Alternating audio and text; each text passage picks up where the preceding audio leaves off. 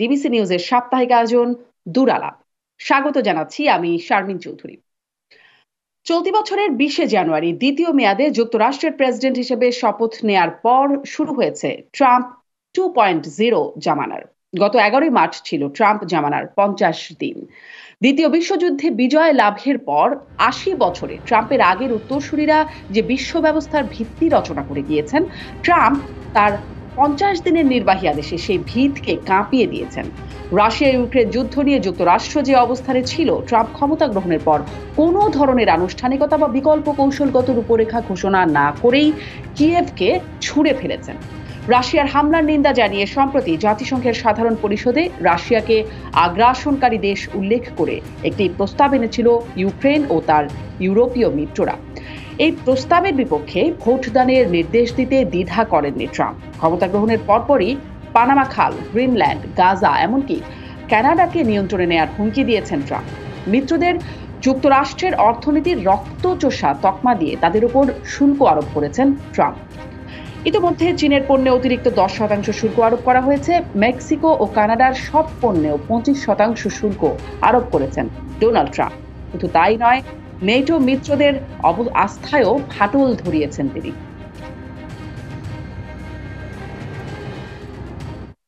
সব মিলিয়ে মাত্র 50 দিনেই অর্থনীতি, রাজনীতি, নিরাপত্তা এবং পররাষ্ট্রনীতিকে একের পর এক রূঢ় সিদ্ধান্ত নিয়ে আসলে কি বার্তা দিচ্ছেন ট্রাম্প?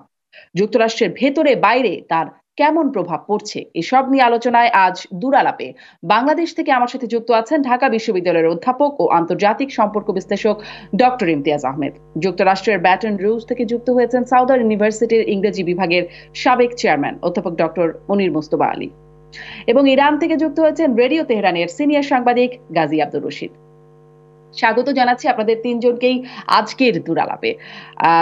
যেটি আমি বলছিলাম যে ট্রাম্পের প্রথম 50 দিন পার হলো, গেল 11ই মার্চ। ট্রাম্প আসলে দায়িত্ব নেবার পর থেকে বা ট্রাম্প ক্ষমতায় থাকা মানেই গণমাধ্যমের জন্য একরকম রমরমা সময়। প্রতিদিনই তিনি নানান রকম সিদ্ধান্ত নেন, কথা বলেন, যেগুলো তুমুল আলোচনা সমালোচনার জন্ম দেয়। আপনাদের তিনজনের কাছ থেকে আমি শুরু করতে চাই যে আপনাদের দৃষ্টিতে এই যে ট্রাম্পের অর্ধশত দিন পার হলো, খুব উল্লেখযোগ্য কোন কোন বিষয়গুলো মনে হয় যেগুলো ট্রাম্প করেছেন বা সিদ্ধান্ত নিয়েছেন? ডক্টর মনির মোস্তফা আলী, আপনাকে দিয়ে শুরু করি। আপনাকে ধন্যবাদ এবং আমার দুইজন বিজ্ঞ সহালোচকদের শুভেচ্ছা। ট্রাম্পের 50 দিন আপনাদের টিভির জন্য খুবই ভালো, কিন্তু বাস্তবিক পক্ষে পৃথিবীর জন্য এটা ভীষণ ভয়ঙ্কর, ভীষণ কি বলবো, একটা ব্যাড ওমেন দেখা যাচ্ছে।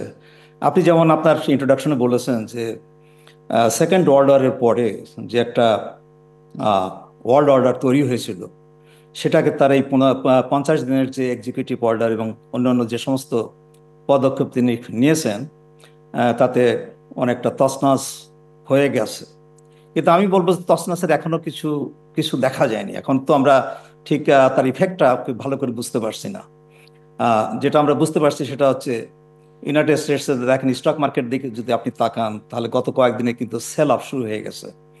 যদিও মাঝে মধ্যে কিছুটা আপনার ওটাকে কি বলে, মানে কিছুটা বাড়ে আবার কমতে থাকে, আবার কিছুটা বাড়ে আবার কমতে থাকে, এই যে একটা ট্রেন্ড, এটা সবেমাত্র শুরু হয়েছে। এবং আমি মনে করি যে সে যদি ফলো থ্রু করে, তার এই যে ট্যারিফ, তার এই যে ইমিগ্রেন্টদের আপনার ডিপোর্টেশন, এগুলো যদি চলতে থাকে, তাহলে আমার মনে হয় বিশ্ব ইকোনমিতে একটা ধস আসবে। এবং আপনি দেখুন, আপনার ইন্ট্রোডাকশন আপনি বলেছেন যে সে গ্রিনল্যান্ড, কানাডা, সে পানামা, ইভেন কি আমাদের গাজা স্ট্রিপ সে ইনক্লুড করতে চাই ইউএস টেরিটরি হিসেবে। এগুলো তো ভীষণভাবে যে অর্ডারটার কথা আপনি বলেছেন, সেটা একদম উল্টে পাল্টে যাবে। যেমন তাদের ইউনাইটেড স্টেটস যে অ্যালাইজ ছিল, European allies, middle eastern allies বা ফার ইস্টার্ন অ্যালাইজ, এর কেউ অ্যালাই থাকবে না। কিন্তু যারা ইউনাইটেড স্টেটসের শত্রু ছিল, তারাই কিন্তু তাদের মিত্র হয়ে যাবে যদি ট্রাম্পের যে পলিসিগুলো, আপনার ফরেন পলিসি, তাতে কিন্তু রাশিয়া চায়না, আপনার নর্থ কোরিয়া, এরাই কিন্তু তার বন্ধু হবে। এবং তার, আমার যেটা মনে হয় যে তার যে ইচ্ছা, সেটা আমরা অনেক আগের থেকে জানি যে তার একজন ডিক্টেটর হওয়ার স্বপ্ন তার মধ্যে আছে। এবং এই সমস্ত ডিক্টেটরের সাথে সেও অ্যাড হলো, এবং এরাই সারা বিশ্বকে মোটামুটি ইনফ্লুয়েন্স করবে, এরাই সারা বিশ্বকে চালাবে, এটাই হয়তো তার তার ইচ্ছা।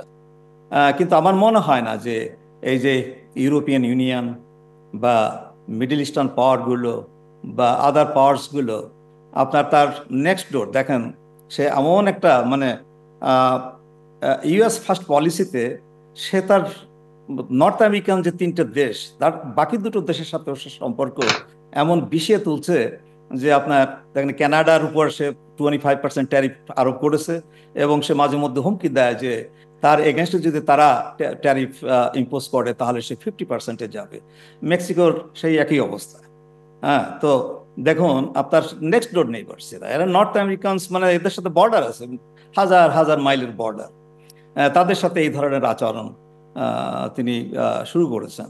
এবং আমি মনে করি না যে আপনার ডোমেস্টিক পলিসির দিক দিয়েই হোক বা ফরেন পলিসির দিক দিয়ে হোক, তার এই পলিসিগুলো মিস বিগটেন, এর ফল খুব একটা ভালো হবে না ইউনাইটেড স্টেটস এবং সারা বিশ্বের জন্য। এগুলো একটা হুমকি স্বরূপ। আপনার ডক্টর মোস্তফা আলী, আপনাকে ভালো ধন্যবাদ। আমি আপনার কাছ থেকে এই বিষয়গুলো নিয়ে আরেকটু আমেরিকার জন্য বিস্তারিত হবে না। জানবো, কারণ আপনি বলছিলেন যে শুল্ক আরোপের কথা, বাণিজ্য যুদ্ধের কথা বলা হচ্ছে। রয়টার্স এবং ইপসোস একটা জরিপে দেখা যাচ্ছিল 57% মানুষ বলছেন যেটি বাণিজ্য যুদ্ধের একটা সূত্রপাত। আরেকটু বিস্তারিত শুনবো। আমি একটু শুরুতে সবার কাছ থেকেই উল্লেখযোগ্য কি কি সিদ্ধান্ত বা উল্লেখযোগ্য কি কি বিষয় আপনাদের দৃষ্টিতে পড়লো সেই বিষয়গুলো একটু জানতে চাই। ডক্টর ইমতিয়াজ আহমেদ। ধন্যবাদ। আহ, আমি মুস্তফা আলীর সাথে একমত হতে পারছি না আসলে একেবারেই। প্রথমে যে জিনিসটা মনে রাখতে হবে যে ডোনাল্ড ট্রাম্প এবং রিপাবলিকান পার্টি 128 বছর পরে একটা ম্যান্ডেট পেয়েছে। এত বড় ম্যান্ডেট আমেরিকার জনগণ কোনো প্রেসিডেন্টকে গত 128 বছর পরে 28 বছর দেয়নি। আমি তো গণতন্ত্রের কথা বলছি, আমি মানুষের অ্যাসপিরেশনসের কথা বলছি। মানুষ তাকে ম্যান্ডেট দিয়েছে যুদ্ধ থামানোর ব্যাপারে, নতুনভাবে কাঠামো তৈরি করার ব্যাপারে, এবং যা যা করছে আপনারা যদি একটু তার ইলেকশনের সময় ভাষণগুলো দেখেন, প্রতিটি জিনিস কিন্তু সে আগেই বলেছে। এগুলো নতুন কিছু কিন্তু করছে না। নির্বাচনের সময় যা যা বলেছে এবং যা যা বলার কারণেই এত বড় ম্যান্ডেট পেয়েছে সেগুলোই তিনি বাস্তবায়ন করতে চাচ্ছে। কয়েকটা জিনিস মনে রাখা দরকার যে আমি যেটা নামকরণ করেছি, উনি উনি একজন মিডিয়ালগ, ভালোবাসেন, যেটা প্রথমেই মনে হয় আপনি বলেছেন। আহ, উনি ডায়ালগে বিশ্বাস করছেন না, উনি মাল্টিলগেও যেতে চাচ্ছেন না, উনি একটা মিডিয়ালগের মধ্যে থাকছেন এবং মিডিয়াকে তিনি ব্যবহার করছেন সাংঘাতিকভাবে, এবং প্রতিদিনই উনি মিডিয়াতে থাকছেন যেভাবেই হোক না কেন। এবং এটাই হলো তার সাকসেসও বলা যায়, তার পলিসি হতে পারে। যেভাবেই হোক তিনি মিডিয়ার অ্যাটেনশন সবসময় পাচ্ছেন, নেগেটিভলি বা পজিটিভলি। এবং গত 4 বছর জো বাইডেন হেরে যাওয়া একটা বড় কারণ, আমি মনে হয় জো বাইডেন সেটা বুঝতে পারেনি যে উনি একটা মিডিয়ালগ। উনি প্রতিদিনই, ওটা যদি আপনি কন্টেন্ট অ্যানালিসিস করেন তাহলেও দেখবেন যে উনি মিডিয়ার অ্যাটেনশন গত 4 বছর সবসময় পেয়ে এসেছেন। এবং জো বাইডেন যেভাবে তার পিছনে লেগেছিল তাতে কিন্তু তার লাভ হয়েছে, ক্ষতি হয়নি। এখন পাওয়ার ব্যাপারে মনে রাখতে হবে যে কতগুলো জিনিস খেয়াল রাখা দরকার। একটা হলো আমেরিকার ডেফিসিট হলো $39 ট্রিলিয়ন। এটা তো কোনোভাবেই কোনো ইকোনমি কতদিন টিকিয়ে রাখবে? ইটস ফ্লোটিং অন ইলিউশন একেবারে। It's a deficit economy. তো $39 ট্রিলিয়ন, এটা তো কমাতে হবে, এটা তো একটা লেভেলে নিয়ে আসতে হবে। হ্যাঁ, অনেক দেশেরই অনেক ধরনের ডেফিসিট থাকে এবং এই ডেফিসিটের একটা বড় অংশ হলো যুদ্ধ করা এবং অপচয় করা। এবং তিনি নিজেই বলেছেন যে America is a corrupt country. কোন ইউএস প্রেসিডেন্ট এইভাবে বলতে পারে? প্রেসিডেন্ট থেকে, অপোজিশন থেকে অনেকেই বলতে পারে, প্রেসিডেন্ট হয়ে বলেছেন America is one of the most corrupt country.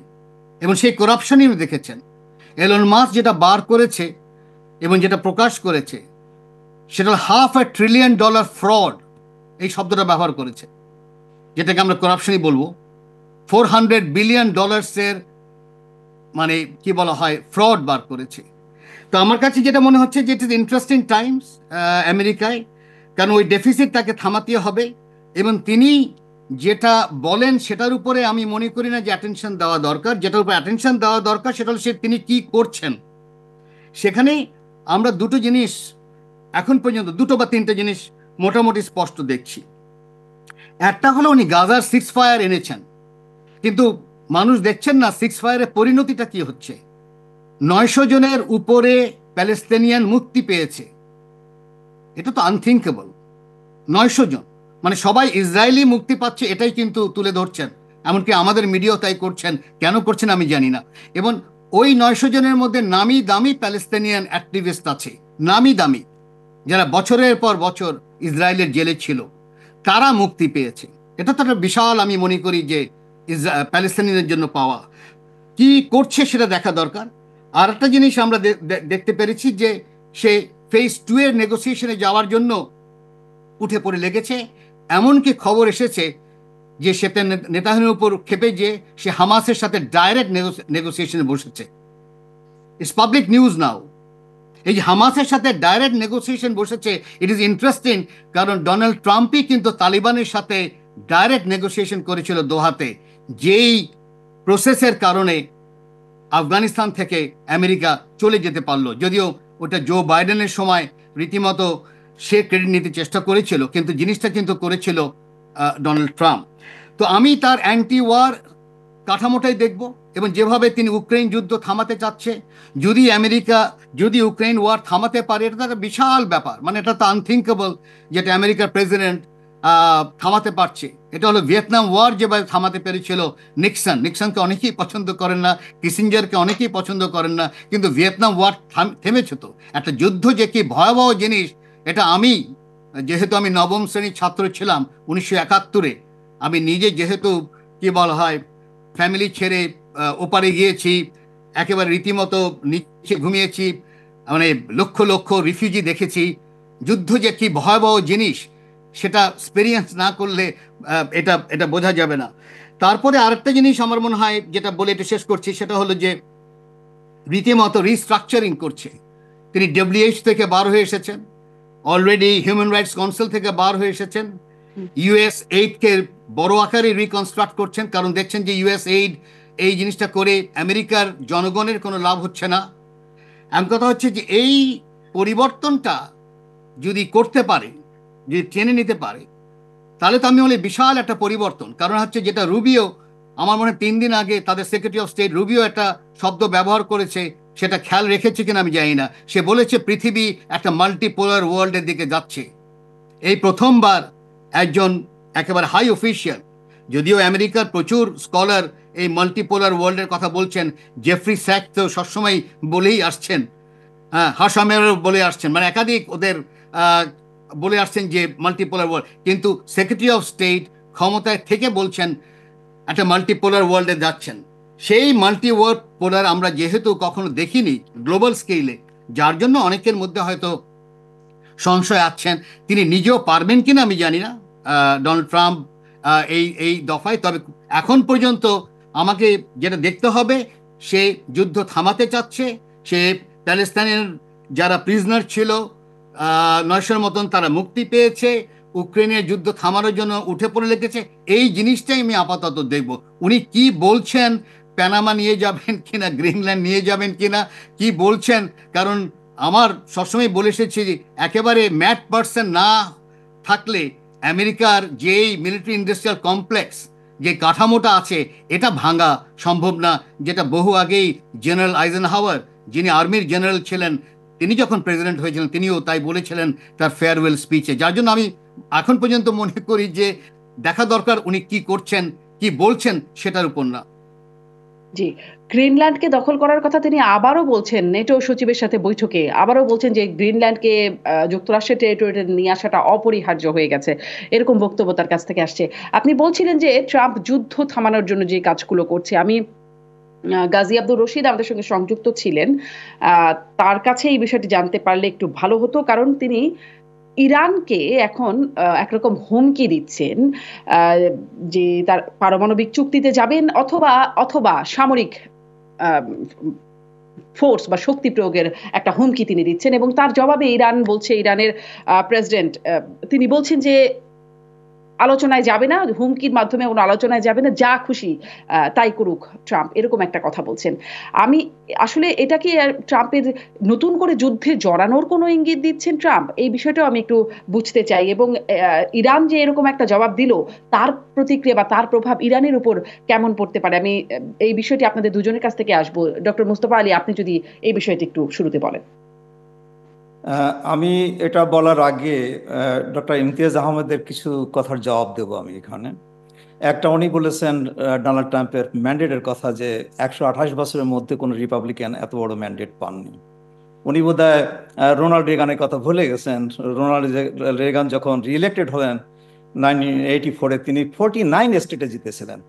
Walton মন্ডেল শুধু একটা মাত্র স্টেটে জিতেছিলেন, সেটা তার মিনেসোটা। তার সাথে ম্যান্ডেট কি করে ডোনাল্ড ট্রাম্পের ম্যান্ডেট এত বড় হলো আমি ঠিক বুঝতে পারি। এটা একটা জিনিস। আর একটা জিনিস হলো তার এই যে যে ইকোনমি কথা উনি বললেন, যে $39 ট্রিলিয়ন ডেফিসিট, আমি যেটা জানতাম সেটা 36 ট্রিলিয়ন ডেফিসিট ইউনাইটেড স্টেটস। তো সেটা এই যে আপনার সে ইউএস এআইডি বন্ধ করে দিল, যার ফল হবে কি, ইউনাইটেড স্টেটসের যে ইনফ্লুয়েন্স ছিল ইন দ্য আউটসাইড ওয়ার্ল্ড, সেটা ডিমিনিশড হয়ে গেল। আপনার ডোমেস্টিকে সে যেটা করছে, যে এক্সিকিউটিভ ব্রাঞ্চ থেকে কিছু লোকজন ফায়ার করা হচ্ছে, হয়তো কিছু ডিপার্টমেন্ট বন্ধ করে দেওয়া হবে, যেমন ডিপার্টমেন্ট অফ এডুকেশন, যেটার সাথে উনি এবং আমি জড়িত। এতে করে কত টাকা বাঁচানো যাবেন উনি হয়তো ভুলে গেছেন যে ট্রাম্পের ফার্স্ট টার্মে তিনি যে ট্যাক্স বেনিফিটটা দিয়েছিলেন রিচদের, ট্যাক্স ম্যাসিভ একটা ট্যাক্স কাটের মাধ্যমে। হ্যাঁ, তো এরকম ট্যাক্স কাট যদি উনি দেওয়া, সেই ট্যাক্স কাটটা কিন্তু রিনিউ করা হবে, উনি রিনিউ করবেন। তো ব্যাপার হলো এই যে কিছু সোশ্যাল প্রোগ্রামস, যেমন ধরেন এই যে হেড স্টার্ট প্রোগ্রাম আছে এখানে, এখানে আপনার মেডিকেড প্রোগ্রাম আছে, বা মেডিকেয়ার বা সোশ্যাল সিকিউরিটি, এইগুলো কাটার দিকেই কিন্তু ওনাদের নজর বেশি। এবং দেখা যাচ্ছে যে ধনীদের ব্যাপারে কিন্তু কোনো পদক্ষেপ ওনারা নিচ্ছে না। ধনীটা ধনী হোক, তাতে ওনাদের কোনো আপত্তি নেই, কিন্তু মিডিল ক্লাস, ওই মিডিল ক্লাস থেকে বের হয়ে লোয়ার ক্লাস হোক, সেদিকে তাদের নজর। কাজেই আমি কিন্তু দেখতে পাচ্ছি না যে তার এই যে যে ইয়েটা, মানে আপনার যে তার ডজ যে ডিপার্টমেন্টটা সে নতুন করে খুলেছে, যেটার লিড দিচ্ছে একজন মানে পৃথিবীর শ্রেষ্ঠ ধনী লোক, এলন মাস্ক, এবং এদের মাধ্যমে এর মানে সে আপনার ডেফিসিটের কোনো সমাধান হবে এটা আমি মনে করি না। ডেফিসিট, ইনফ্যাক্ট আপনি যদি গত মাসের ডেফিসিট দেখেন এই যে এইগুলো করার পরেও, এই যে ফায়ারিং টায়ারিং কত কিছু হলো, তার থেকে তো আমাদের কিছুটা সাশ্রয় হওয়া উচিত ছিল। ডেফিসিট কিন্তু 4% বেড়ে গেছে। আপনার ফেব্রুয়ারিতে 4% কিন্তু ডেফিসিট বেড়ে গেছে, এটা কিন্তু আমাদের খেয়াল রাখতে হবে। কেন বাড়লো? আরেকটা কথা উনি বললেন না, আমি এই যে আপনার প্যালেস্টাইনিদের ব্যাপারে উনি বললেন যে 900 জনকে রিলিজ দেওয়া হয়েছে, মানে ওদের কয়েকজনের বিনিময়ে এদের 900 জন। আমি জানি না উনি জানেন কি না যে প্যালেস্টাইনিদের প্রতিদিন এই আপনার 12 বছর 13 বছর 14 বছরের ছেলেপেলেদের থেকে শুরু করে প্রায় কিন্তু মানে প্রতিদিনই অ্যারেস্ট করা হচ্ছে। আপনার যদি প্যালেস্টাইনিদের হাতে একজন ইসরায়েলি থাকে, তার বিনিময়ে কিন্তু হাজার হাজার প্যালেস্টাইনিরা ওই ইসরায়েলি জেলে মানে পড়ছে আর কি। হ্যাঁ, ইরানের ব্যাপারে আপনি যেটা বললেন, ইরান কিন্তু এখন খুব উইক। Iran week. মিডল ইস্টে সে ওই মুসলমান কান্ট্রিগুলো, ইরানের কথা আমি বাদই দিলাম, আপনার এই যে ইজিপ্ট বা জর্ডান, যেটা United states allies for a long long time, তাদের ব্যাপারেও তিনি যে খুব একটা মাথা ব্যথা তার আছে, আমার তা মনে হয় না। আমার মনে হয় যে ডোনাল্ড ট্রাম্প যদি if he finds his way, আপনার ওই গাজা কেন, ওই ওয়েস্ট ব্যাঙ্কও ওই প্যালেস্টাইনিদের হাতে থাকবে না। আমরা এটা আগেও দেখেছি যে আপনার সে আসার পরেই সে আপনার তার অ্যাম্বাসি সে তেল আবিব থেকে জেরুজালেমে নিয়ে গেছে, সে গোলান হাইটসটা দিয়ে দিয়েছে, সে সমস্ত সেটেলমেন্টকে বৈধ করেছে, যেগুলো আপনার আপনার ইউএনের পরিপন্থী এবং লং টার্ম ইউএস পলিসির পরিপন্থী। ইউএস কিন্তু কোনোদিন ওই আপনার সেটেলমেন্টকে কোনোদিন বৈধ বলে না, তারা ওই জেরুজালেমকে কখনো বলে না যে সেটা অ্যাবসলিউটলি আপনার ইসরায়েলি টেরিটরি। হ্যাঁ, গোলান হাইটস তো সেই একই ব্যাপার, সেটাও একটা আপনার কি বলবো একটা বাইরের এলাকা আর কি, অকুপাইড এলাকা। সেগুলো তো আমরা দেখলাম যে সে কি করেছে এবং সে এখন কি করতে যাচ্ছে। গাজাটাকে সে একটা সুন্দর একটা স্বর্গীয় একটা জায়গা সে করবে। সে হয়তো একটা গল্ফ কোর্স করতে পারে, তার একটা বড় হাই রাইজ বিল্ডিং টিল্ডিং করতে পারে, বিনোদন নগরী করবার, বিনোদনের একটা জায়গা করবার পরিকল্পনা তিনি করছেন। ডক্টর মনির মোস্তফা আলী, আপনি আরো কিছু প্রসঙ্গ তুলছেন, এই যে অভ্যন্তরীণ কাটছাট হচ্ছে, ছাঁটাই হচ্ছে, তারপরেও ডেফিসিয়েন্সি বাড়ছে। আপনার কাছে প্রশ্ন থাকবে কেন ডেফিসিয়েন্সি বাড়ছে, কাটছাটের প্রভাব কেমন, মূল্যস্ফীতিরও কথা আমরা শুনতে পাচ্ছি, সেই বিষয়গুলো একটু আপনার কাছ থেকে জানবো। অভ্যন্তরীণ প্রভাবও কেমন, সেই বিষয়গুলো আপনি একটু বলবেন। আমাদের সঙ্গে গাজী আব্দুর রশিদ, তিনি ডিসকানেক্টেড হয়ে গেছিলেন, আবারও যুক্ত হয়েছেন। গাজী আব্দুর রশিদ, আমি শুরু করছিলাম যে উল্লেখযোগ্য কি কি এই 50 দিনে ট্রাম্পের সিদ্ধান্ত বা ট্রাম্পের অবস্থানে উল্লেখযোগ্য কি কি দেখলেন সেখান থেকে, এবং তারপরে আপনি ডিসকানেক্টেড হয়ে যাওয়ার পরে ইরানের প্রসঙ্গটিও আনছিলাম, আপনি যদি সেটাও একটু আমি কি একটা বিরতি নিয়ে আসবো তারপরে আপনার কাছ থেকে শুরু করি, তাহলে মনে আমি আনইন্টারাপ্টেড আপনার কথা শুনতে পারবো। আমি বরং একটা বিরতি নিয়ে আসি, তাহলে একটু আনইন্টারাপ্টেড শুনতে পারবো। আমি বিরতির পরে ফিরছি দুরালাপে।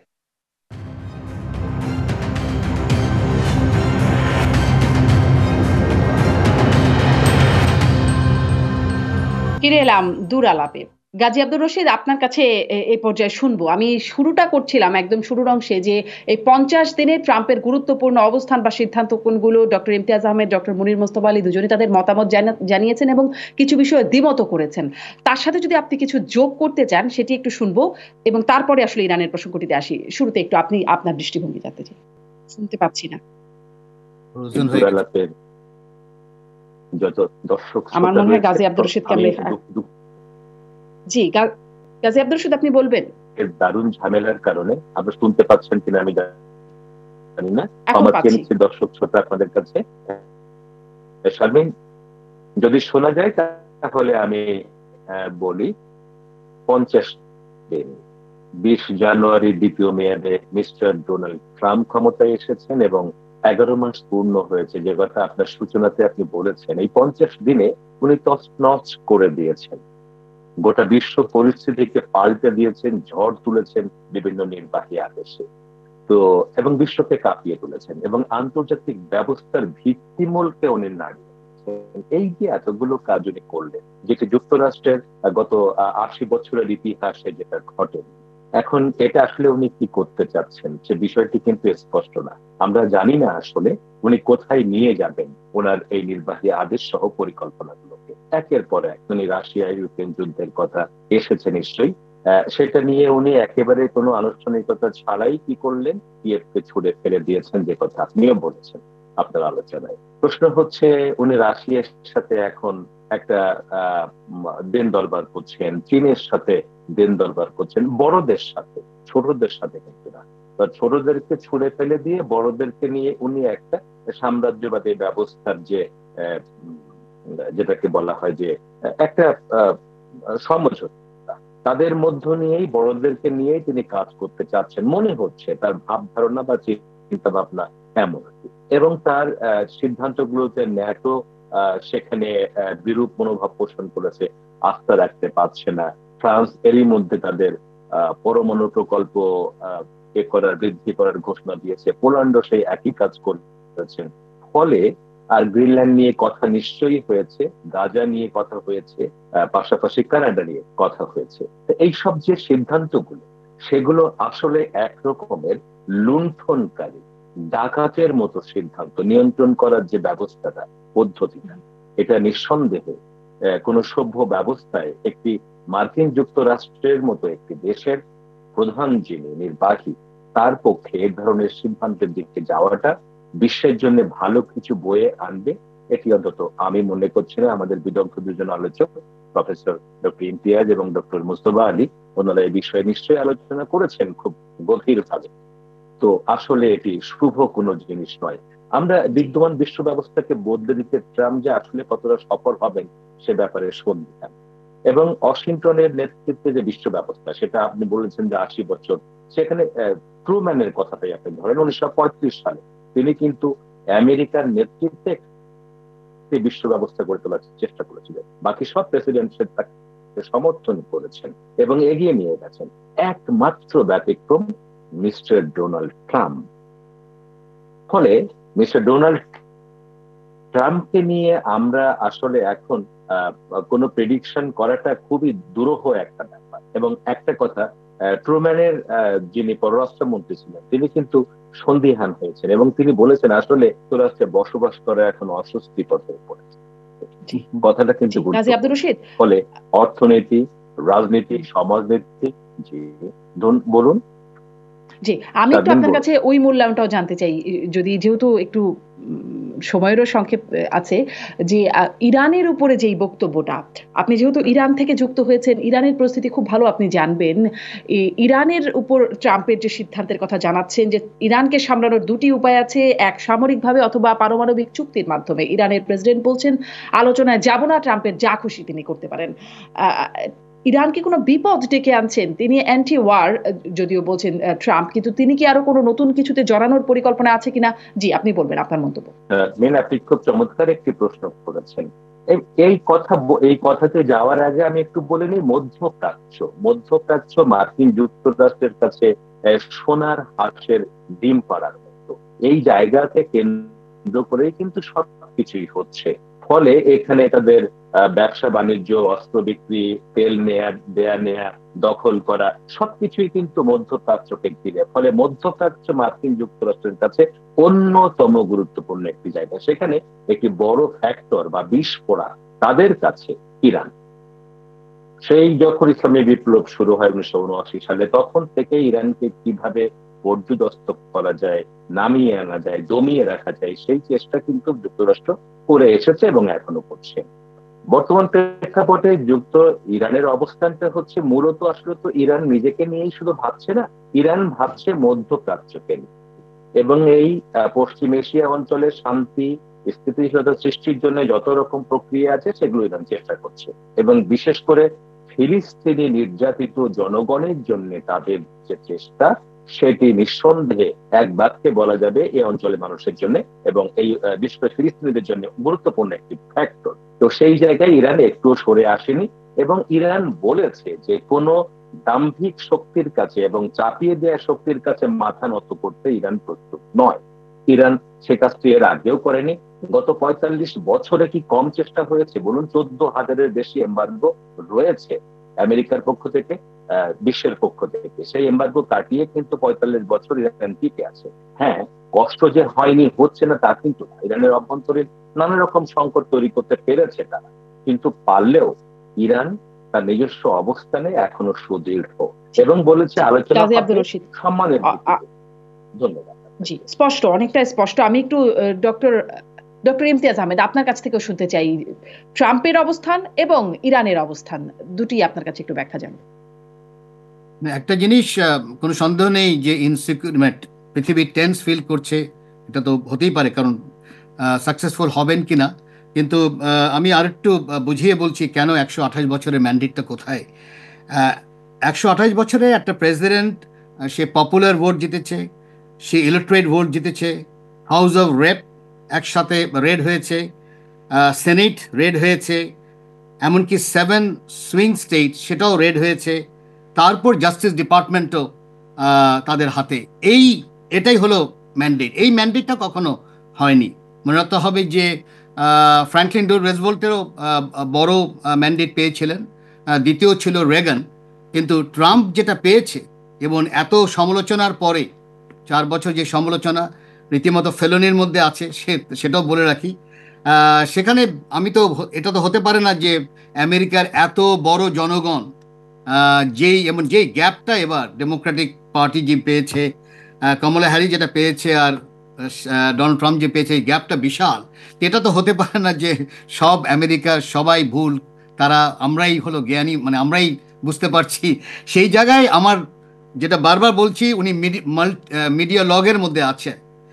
মিডিয়া লগ যারা করে থাকেন, এখানে বাংলাদেশের মধ্যে অনেকেই আছে মিডিয়া, মানে মিডিয়াতে আমি অনেক কিছুই বলছি, কোনো সন্দেহ নেই, কিন্তু সে কি করছে সেইটা দেখা দরকার। হ্যাঁ, গাজা নিয়ে সে বলছে যে আমি এটাকে কি বলা হয়, অনেক কিছু ট্যুরিস্ট স্পট করে দেবো ইত্যাদি, কিন্তু ইন্টারেস্টিং যে সৌদি আরবিয়ার প্রিন্স তুর্কি তারপরেই কিন্তু বলছে যে হ্যাঁ, গাজাতে একটা মার্শাল প্ল্যান হতে পারে। এই যে মার্শাল প্ল্যানের যে আইডিয়াটা আবার আসলো, এবং সেই হিসাবেই কিন্তু আরব লীগ কাজ করছে যে গাজাতে একটা মার্শাল প্ল্যান কেন করতে পারবো না, যদি ইউরোপ যদি মার্শাল প্ল্যানের মাধ্যমে যদি পরিবর্তন করা যায়, তাহলে কেন গাজাতে মার্শাল প্ল্যান হবে না। তো আমার কথা হচ্ছে যে আমি দেখতে চাইব উনি কি করছে, যতক্ষণ না কি করছে, কি বলছে সেটা আমি একেবারে অ্যাজ অ্যান একাডেমিক আমি এখন গুরুত্বটা আমি বহুবার তার মুখে দেখেছি, অনেক কিছুই উনি বলেন। যেটা বললাম, আমেরিকাকে যদি পরিবর্তন করতে হয়, মনে রাখতে হবে যে সে অলরেডি কিন্তু দুবার বেঁচে গেছে। একবার তো ন্যারোলি বেঁচে গেছে ইলেকশনের ক্যাম্পেইনের সময়, ন্যারোলি বেঁচে গেছে একেবারে রীতিমতো, এবং পিছনে লোক মারাও গেছে, এটা কিন্তু আমরা ভুলে যাচ্ছি। তারপরে দ্বিতীয়বারটা হয়তো অনেকে বলতে পারে যে না, অত ভয়ের ছিল না, কিন্তু একবার তো একেবারেই বেঁচে গেছে। তো যে ওইভাবে বেঁচে গেছে সে এসেই সব ভালো কথা বলবে এবং ইসরায়েল শুনে নেবে, মিলিটারি ইন্ডাস্ট্রিয়াল কমপ্লেক্সের লবিরাও শুনে নেবে, এটা তো হতে পারে না। ইসরায়েলি লবি তো ভেরি পাওয়ারফুল লবি, তাকে ম্যাডনেস রোল প্লে করতেই হবে যদি সে কিছু করতে চায়। আমি দেখতে হবে যে আমি কি হচ্ছে। একটা জিনিস পরিষ্কার মনে সে বলতে চাচ্ছে যে আমেরিকা ওই মাল্টিপোলার ওয়ার্ল্ডকে থামানোর কোনো উপায় নেই। এটা যারা আমেরিকায় থাকছেন বা আমেরিকা নিয়ে কাজ করছেন, তাদের মানসিকতা পরিবর্তন যদি না হয় কিছু করার নেই। কারণ হচ্ছে যে কোনোভাবেই কিন্তু ওই আমেরিকা নাম্বার 1 হয়ে থাকবে, আর চায়না রাশিয়া সবাই সেকেন্ড থার্ড ফোর্থ হয়ে থাকবে, ওই পৃথিবী আর থাকছে না। পৃথিবী একটা মাল্টিপোলার, ওটা বায়োপোলারও হতে যাচ্ছে। অনেকে চাচ্ছিল যারা বায়োপোলার হোক, China would be the second, মানে এখন বায়োপোলার। চায়না বরাবরই বলে এসেছে যে I am not interested in bipolar world, China is interested in multipolar world. Xi Jinping এর বহু ভাষণে এই মাল্টিপোলার শব্দটা বলা হয়েছে, এবং সেটাই আমরা রুবিয়ার মুখে শুনলাম যে একটা পৃথিবী মাল্টিপোলার ওয়ার্ল্ডে যাচ্ছে। এই মাল্টিপোলার ওয়ার্ল্ডকে আমাদের মেনে নিতে হবে। এখন এটা যদি করতে হয়, তাহলে ইউরোপ তো তার নিজের উপরে দাঁড়াতে হতেই পারে। কারণ মানে যেই যুক্তিতে ইউরোপের উপর কেন খেপেছে, সে বলছে যে সেকেন্ড ওয়ার্ল্ড ওয়ারের পরে আমি তো তোমার সিকিউরিটি দেখছি, তোমার ডিফেন্স এক্সপেন্ডিচার তোমাকে বাড়াতে হবেই। এখন আমরা যদি একটু মানে তার যুক্তিটা শুনি, মানে 2%, যদি 5% সে চাচ্ছে, 5% যদি বাড়ায় ইউরোপ তার ডিফেন্স এক্সপেন্ডিচার, তাহলে স্বাভাবিকভাবে তার কর্তৃত্ব 5% বাড়বে। কারণ এখন যেটা আছে ইউরোপিয়ান, এটা তো সব ভাসাল স্টেট, এটা তো আমেরিকার কথায় উঠে আর বসে, তাই না? তো সেই জায়গায় আমার মনে হয় দেখাটা দরকার এই পরিবর্তনটাতে। আমি তো মনে করি যে এই পরিবর্তনটা গর্বাচভ যেভাবে পরিবর্তন করেছে, সোভিয়েত ইউনিয়নকে ডিকনস্ট্রাক্ট করে রাশিয়া তৈরি করেছে, এবং সেই রাশিয়া তো আর ভেঙে গেল না, সেই রাশিয়া তো আরো পাওয়ারফুল হয়ে দাঁড়ালো। এবং আমি মনে করি ইরানও সাংঘাতিক পাওয়ারফুল হয়ে দাঁড়িয়েছে এই স্যাংশনের পরেও। এই জিনিসটাও খেয়াল রাখতে হবে। তো সেই জায়গায় ইমতিয়াজ আহমেদ, আমি একটা বিরতিতে যাব, কিন্তু ইরান প্রসঙ্গটা রয়েই গেল আমার, যে ইরান নিয়ে প্রশ্ন, আমি সেই প্রশ্নটা নিয়ে একটু বিরতির পরে ফিরতে চাই। ডক্টর মুনির মোস্তফা আলী, আপনার কাছেও এই প্রসঙ্গটা নিয়ে শুনবো, ইরানের প্রসঙ্গ এবং অভ্যন্তরীণ প্রসঙ্গটা শুনবো বলে বলছিলাম। বিরতির পরে এসে যাচ্ছি সেই প্রসঙ্গ।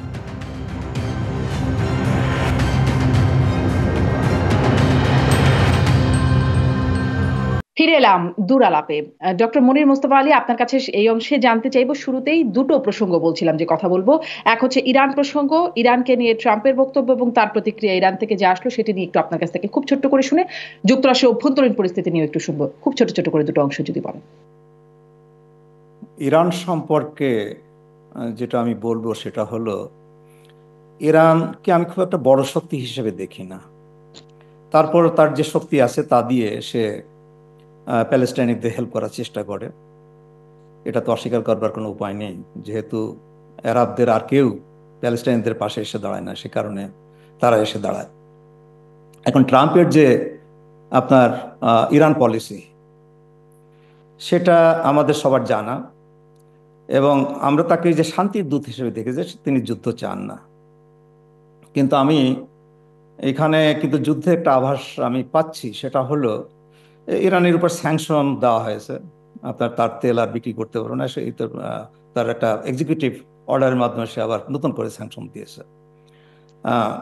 এটা দেওয়ার পিছনে কারণ হলো যে ইরান এসে সে একটা নিউক্লিয়ার প্যাক্ট করবে ইউনাইটেড স্টেটের সাথে, যেটা বাইডেন ওবামা যেটা করেছিল সেটা সাথে ভালো হবে। সে সাধারণত ওই যে তুলনা করে আর কি, আপনার কম্পেয়ার করে যে ওদের চাইতে আমি ভালো করেছি, তার একটা দিক আছে, সে এটা করে আর কি, সেটা চেষ্টা করছে। হয়তো সেটা হবে না, আর সেটা যদি না হয় তাহলে সে নেতানিয়াহুকে আপনার গ্রিন লাইট দিয়ে দেবে ইরানের নিউক্লিয়ার সাইট বমি করার জন্য। এটার একটা সম্ভাবনা আমি দেখতে পাচ্ছি। আর একটা কথা আমি যোগ না করলেই নয়, সেটা হলো যে ট্রাম্পের ব্যাপারে যে আমরা বলছি যে সে এই যে যুদ্ধ বিরতির করার চেষ্টা করছে, আপনার সে গাজায় করলো, আবার সে ইউক্রেনে করার চেষ্টা করছে, কিন্তু কিসের বিনিময়ে? দেখুন, ইউক্রেনকে কিন্তু সে শুধুমাত্র যে তার জায়গা যেটা রাশিয়া দখল করে নিয়েছে সেটাই ছেড়ে দিতে বলছে না, তার যে মিনারেলস রাইটস আছে সেটাও তাকে দিয়ে দিতে বলছে, ইউনাইটেড স্টেটসকে দিয়ে দিতে বলছে। তো এটা তো আমি বলবো রশিদ সাহেবের ভাষায় এটা একটা মানে ওই অনেকটা দখলদারি, অনেকটা পুঁজিবাদী, অনেকটা কি বলবো মানে ডাকাতি ধরনের ব্যবস্থা। এই ব্যবস্থার ভিতর দিয়ে সে এইগুলো করার চেষ্টা করছে। আপনার প্যালেস্টাইনের সেটা তো আমি আগেই বলেছি, সেটাও তো একই কথা, যে সে ওই যে আপনার গাজাটাকে সে অ্যানেক্স করতে চায় এবং ইউনাইটেড স্টেটস অ্যানেক্স করতে চায়, ইসরায়েল না, ইউনাইটেড স্টেটস করতে চায়। তো এই সমস্ত বিনিময়ের সে এইগুলো করতে চায়, এটাকে তো আমি খুব ভালোভাবে দেখি না। ভালো চোখে আপনি দেখছেন না ডক্টর মুস্তফা আলী, আপনাকে ধন্যবাদ। মনির মুস্তফা আলী ধন্যবাদ। আমার হাতে আর 2 মিনিট আছে, আমি ডক্টর ইমতিয়াজ আহমেদ, আপনার শেষ বক্তব্য, আপনি নিশ্চয়ই কিছু পয়েন্ট আপনার আছে বলবার মতো।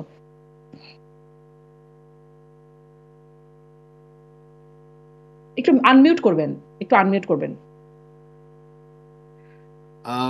আমি আরো দেখতে চাইবো যে তিনি কাজে তিনি করছেন কি বলছেন, সেটা আমি অত গুরুত্ব দিচ্ছি না, কারণ যেটা বললাম একটা মিডিয়ালগ হিসাবে তাই তিনি করবেন এবং আবল তাবল বলবেন, আবল তাবলের মাধ্যমেই এই কাজটা করবেন। এই যে একেবারে শেষ দিকে যে হামাসের সাথে আলাদাভাবে নেগোসিয়েশন বসেছে, যেহেতু ফেজ 2-তে যেতে হবে, সেটা তো আমি দেখব না, আমি তো অন্যভাবে আর বিচার করার কারণ নেই। অ্যাজ এ গবেষক হিসাবে কি করবেন না করবেন কোন সময়, আমি তো ফিউচারিস্ট, এখানে তো আমি কি ভবিষ্যৎবাণী করার জন্য আমি বসি না। আমার কথা হচ্ছে এভিডেন্সটা কি আছে, সেই জায়গায় আমি মনে করি যে এখন পর্যন্ত যেটা করতে চাচ্ছে, মৌলিক পরিবর্তন করতে চাচ্ছে, সেটা করতে পারবে কি না সেটার জন্য আমাদের অপেক্ষা করতেই হবে। জি, ডক্টর ইমতিয়াজ আহমেদ, আপনাকে ধন্যবাদ। আমার হাতে যেহেতু আরেকটু সময় আছে, আমি কি একটু অভ্যন্তরীণ পরিস্থিতি আপনার কাছে জানতে চাইবো। কাটছাট চলছে যেভাবে, ছাঁটাই চলছে এবং যেভাবে মূল্যস্ফীতি হচ্ছে, ডক্টর মনির মুস্তফা। মূল্যস্ফীতি আমি যেটা বলছি, দেখেন সোনার দাম কিন্তু দিন দিন বেড়ে যাচ্ছে। হ্যাঁ, কারণ আমেরিকা আশঙ্কা করছে, আমি যদি বিজনেসম্যানদের কথা শুনি, তাদের এই যে আপনার ধরেন বড় বড় ব্যাংকগুলোর সিইও এবং বড় বড় বিজনেসের যে যারা লিড দিচ্ছে, তাদের কথা যদি শুনি, তারা কিন্তু ভীষণ আশঙ্কার ভিতরে আছে যে ইউনাইটেড স্টেটসের ইকোনমিতে একটা ধস আসবে। জি, ডক্টর মনির মুস্তফা আলী, এখানেই আজকে শেষ করি। ইকোনমিক্সের ধস আসলেই কতটা আসে সামনের দিনে, যেটি ইমতিয়াজ আহমেদ বলছিলেন, ডক্টর ইমতিয়াজ আহমেদ, আমরা নিশ্চয়ই সামনের দিনে আপনাদের সাথে কথা বলবো। অনেক ধন্যবাদ আপনাদের দুজনকেই। গাজী আব্দুর রশিদও ছিলেন, ধন্যবাদ তাকেও জানাচ্ছি। ধন্যবাদ দর্শক এতক্ষণ সাথে থাকবার জন্য। বিদায়।